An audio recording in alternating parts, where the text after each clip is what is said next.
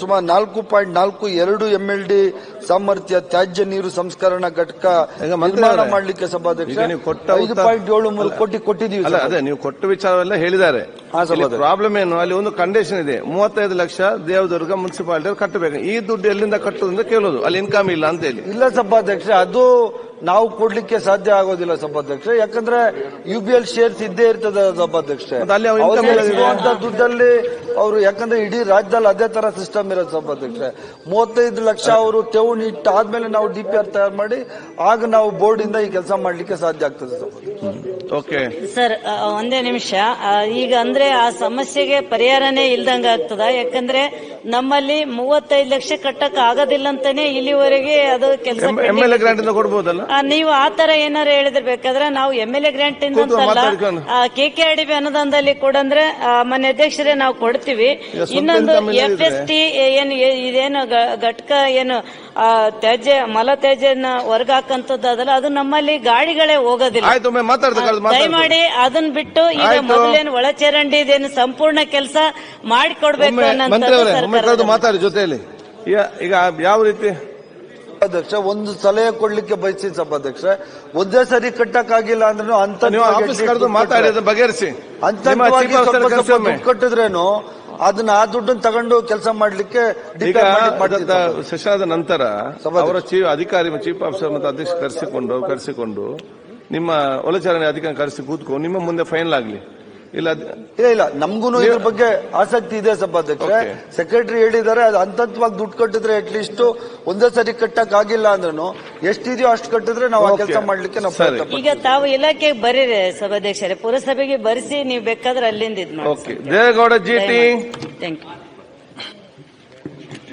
ಸನ್ಮಾನ್ಯ ಅಧ್ಯಕ್ಷರೇ, ಪ್ರಶ್ನೆ ಸಂಖ್ಯೆ 1365 ಮಾನ್ಯ ಬೃಹತ್ ಮತ್ತು ಮಧ್ಯಮ ಕೈಗಾರಿಕಾ ಸಚಿವರನ್ನ ಕೇಳಿದ್ದೇನೆ ಅಧ್ಯಕ್ಷರೇ.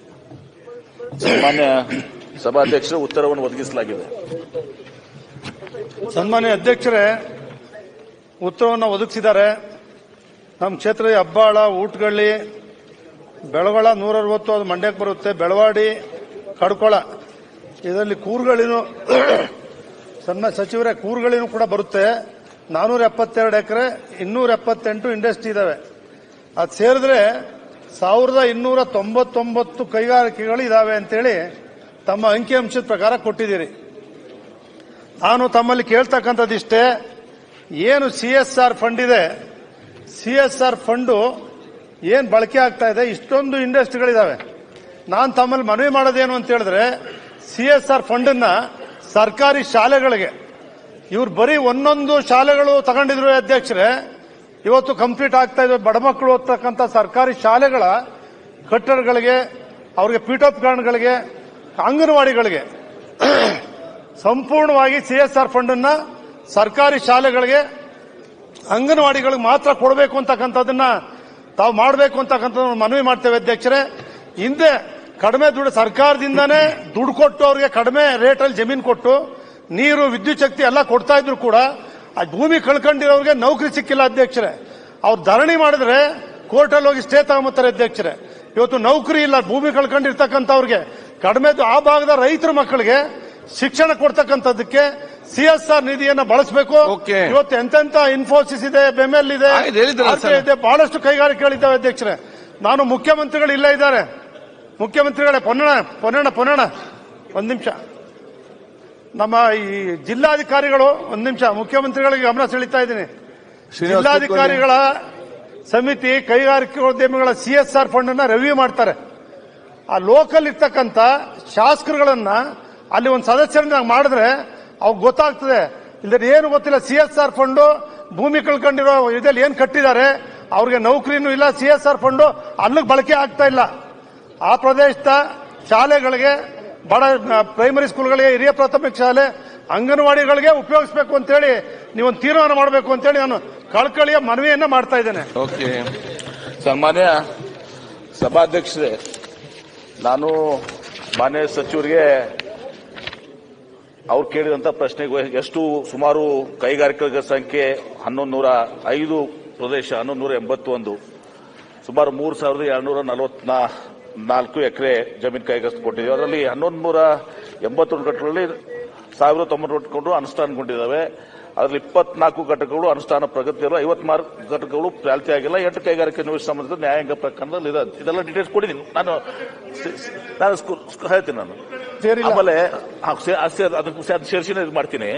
ಅಲ್ಲದೆ 2 ಘಟಕ 34 ಬಿಟ್ಟು ನೋಟಿಸ್ ಕೊಟ್ಟಿದ್ದೀವಿ. ಯಾಕಂದ್ರೆ ಅವರು ಏನೋ ಅದು ನಿವೇಶನ ಹಿಂಪಡ್ಕೊಂಡಿದ್ದೀವಿ, ಅದರಲ್ಲಿ ಕೋರ್ಟ್ನಲ್ಲಿ ಹೋಗಿದೆ. ಮನೆ ಸಭಾಧ್ಯಕ್ಷರ ಈ CSR ಅಂದ್ಮೇಲೆ ಬಹಳ ಜನರಿಗೆ ಕನ್ಫ್ಯೂಷನ್ ಆಗುತ್ತೆ. ಈ CSR ಕಾರ್ಪೊರೇಟ್ ಸೋಷಿಯಲ್ ರೆಸ್ಪಾನ್ಸಿಬಿಲಿಟಿ ಅಂದ್ರೆ ಸಾಮಾಜಿಕ ನ್ಯಾಯದ ಸಲುವಾಗಿ ಮಾಡುವಂತದ್ದು. ಇದು ಕೇಂದ್ರ ಸರ್ಕಾರದ ಕಂಪನಿ ಕಾಯ್ದೆ. ಈ ಕಾಯ್ದೆ 2013 ಅದರ ಪ್ರಕಾರ ಏನು ಹೇಳ್ತದೆ ಅಂದ್ರೆ 500 ಕೋಟಿಗಿಂತ ಹೆಚ್ಚಿನ ಇರುವಂತ ಕಾರ್ಖಾನೆ ಉದ್ದಿಮೆ 500 ಕೋಟಿಗಿಂತ ಜಾಸ್ತಿ ಇರಬೇಕು. 1,000 ಕೋಟಿ ರೂಪಾಯಿ ಅಥವಾ 1,000 ಕೋಟಿ ರೂಪಾಯಿ ಟರ್ನ್ ಓವರ್ ಇರಬೇಕು. ಆ 1,000 ಕೋಟಿ ರೂಪಾಯಿ ಟರ್ನ್ ಓವರ್ ಇದ್ದು 5 ಕೋಟಿ ಪ್ರಾಫಿಟ್ ಇರಬೇಕು. ಆ 5 crores ಪ್ರಾಫಿಟ್ 3 ವರ್ಷಗಳ ಕನಿಷ್ಠ ಶೇಕಡ 2%. ಅಂದ್ರೆ ಒಂದೇದು 500 crores above or 1000 crores turnover or 5 crores profit last 3 years average ಅನ್ನು ತೆಗೆದುಕೊಂಡು 2% ಅದನ್ನ ಖರ್ಚು ಮಾಡಿ. ಎಲ್ಲರಿಗೂ ಇದು ಅನ್ವಯ ಆಗಿದ್ರ. ಚಿಕ್ಕ ಚಿಕ್ಕ ಇಂಡಸ್ಟ್ರೀಸ್ಗಳಿಗೆ ಎಲ್ಲರೂ ಕೂಡ ಬಹಳಷ್ಟು ಅದಾವೆ. ಅಂದ್ರೆ ತಮ್ಮ ಗಮನಕ್ಕಿರಲಿ. ಅಂದ್ರೆ ದೊಡ್ಡ ಈ ಇಂಡಸ್ಟ್ರೀಸ್ಗಳಿಗೆ ಹೇಗೆ ತಾವು ಹೇಳಿದ್ರಿ, ಇನ್ಫೋಸಿಸ್ ದೊಡ್ಡ ಎಂತವಲ್ಲ ಅಂತವ್ರಿಗೆ ಇದೆಲ್ಲ ಅಪ್ಲೈ ಆಗ್ತದೆ. ಸೊ ಈಗ CSR ಬಂದ್ಮೇಲೆ ಈಗ ತಾವೇನು ಇದನ್ನ ಮಾಡಿದ್ರಿ. ಮೊನ್ನೆ ನಾವು ವೇಮ್ಗಲ್ಗೂ ಹೋಗಿದ್ದೆ, ಅಲ್ಲಿನೂ ಕೂಡ ಬಹಳಷ್ಟು ಡಿಮಾಂಡ್ ಇದೆ. ಇವತ್ತು ನಾವು ಒಂದು ವಿಚಾರ ಮಾಡ್ತಾ ಇದೀವಿ, ಚಿಂತನೆ ಮಾಡ್ತಾ ಇದೀವಿ. ನಾನು ಇವತ್ತು ಬೆಳಗ್ಗೆನೂ ಕೂಡ ನಮ್ಮ ಪ್ರಿನ್ಸಿಪಲ್ ಸೆಕ್ರೆಟರಿ ಕೂಡ ಚರ್ಚೆ ಮಾಡಿದೀವಿ. ಈಗ ಒಂದು ರೇಷಿಯೋ ಹಾಕೊಂಡು ಆ ಗ್ರಾಮ ಪಂಚಾಯತ್ ಲಿಮಿಟ್ ಅಥವಾ 10 ಕಿಲೋಮೀಟರ್ 5 ಕಿಲೋಮೀಟರ್ ರೇಡಿಯಸ್ ನಲ್ಲಿ ಇವತ್ತು ಸಹ ಕನಿಷ್ಠ ಪಕ್ಷ ಒಂದು ಇಂತಿಷ್ಟು ಹಣವನ್ನ ಅಲ್ಲಿ ಏನು ಕಾರ್ಖಾನೆಗಳಿಗೆ ಏನು ಕ್ವಾಲಿಫೈ ಆಗ್ತಾರ CSRಗೆ ಅವ್ರು ಖರ್ಚು ಮಾಡಬೇಕು ಅಂತೇಳಿ ಒಂದು ಅಡ್ವೈಸ್ ಅನ್ನ ಇವತ್ತು ಸರ್ ಅವ್ರಿಗೆ ಕೊಡ್ಲಿಕ್ಕೆ ಬಯಸಿದ್ವಿ. ಎರಡನೇದಾಗಿ ತಾವು ಉದ್ಯೋಗದ ಬಗ್ಗೆ ಹೇಳಿದ್ರಿ. ಉದ್ಯೋಗದಲ್ಲಿ ಏನಾಗಿದೆ, ಇವತ್ತು ಸಹ ಯಾರು ನಮ್ಮ ಕಡೆ ಇನ್ಸೆಂಟಿವ್ಸ್ ತಗೊಂಡಿರ್ತಾರೆ, ನಮ್ಮ ಪಾಲಿಸಿಯಲ್ಲಿ ಯಾರು ನಮ್ಗೆ ಇನ್ಸೆಂಟಿವ್ಸ್ ತಗೊಂಡಿರ್ತಾರೆ ಅವ್ರಿಗೆ ಉದ್ಯೋಗನ ನಾವು ಅವ್ರಿಗೆ ಕೊಡಬೇಕಾಗ್ತದೆ. ಇದಾಗಿನೂ ಕೂಡ ತಾವು ಎಲ್ಲಿ ಮಾಡಿಲ್ಲ ರಿವ್ಯೂ ಮಾಡ್ತೀವಿ.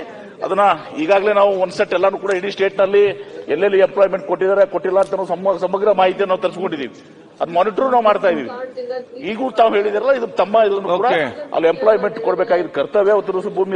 ಭೂಮಿ ಕಳ್ಕೊಂಡ ರೈತರಿಗೆ ಅದನ್ನು ಕೂಡ ನಾವು ಮಾನಿಟರ್ ಮಾಡ್ತಾ ಇದೀವಿ. ಸನ್ಮಾನ್ಯ ಅಧ್ಯಕ್ಷರೇ, ಆ ಕೆಲಸವನ್ನು ಮಾಡ್ತೀವಿ. ಮಾನ್ಯ ಸದಸ್ಯರು ಹೇಳುದು ಬಹಳ ಸರಿಯಾಗಿದೆ.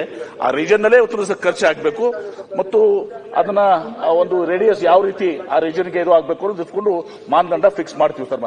ಸನ್ಮಾನ್ಯ ಅಧ್ಯಕ್ಷರೇ, ಸಮರ್ಥವಾಗಿ ಉತ್ತರ ಕೊಟ್ಟಿದ್ದೀರಿ, ದಕ್ಷತೆಯಿಂದ ಮಾಡ್ತೀರಿ. ದಯಮಾಡಿ ಮನವಿ ಮಾಡೋದು ಹೇಳಿದ್ರೆ ಮೈಸೂರಿನಲ್ಲಿ ಬಂದು ಇವೊಂದು ಮೀಟಿಂಗ್ ಮಾಡಿ ಇದೊಂದು ನಿರ್ಣಯ ಕೂಡಲೇ ಮಾಡಿದ್ರೆ ಈ ಬಾರಿ ಶಾಲೆಗಳು ಕಟ್ಟಲಿಕ್ಕೆ ಅಂಗನವಾಡಿಯವ್ರಿಗೆ ಅನುಕೂಲ ಆಗುತ್ತೆ. ದಯಮಾಡಿ ಅಂಗನವಾಡಿ ಶಾಲೆಗೆ ರಿಸರ್ವ್ ಮಾಡಿ ರಸ್ತೆ ಕೊಡ್ತೀರಿ, ನೀರು ಕೊಡ್ತೀರಿ, ಲೈಟ್ ಕೊಡ್ತೀರಿ. ರಾಜ್ಯ ಸರ್ಕಾರ ಭೂಮಿ ಕೊಟ್ಟಿದ್ದೀವಿ ನಾವು ಅವ್ರಿಗೆ. ಅವ್ರನ್ನ ಉಪಯೋಗಿಸಿ ಹೇಳಿದ್ರಿ ತಾವು, ಬಹಳ ಅನುಕೂಲ ಆಗ್ತದೆ ಅಂತ ಉತ್ತಮ ಸಲಹೆ ಕೊಟ್ಟಿದ್ದೀರಿ. ಶ್ರೀವಾಸ್ತವ್ TS.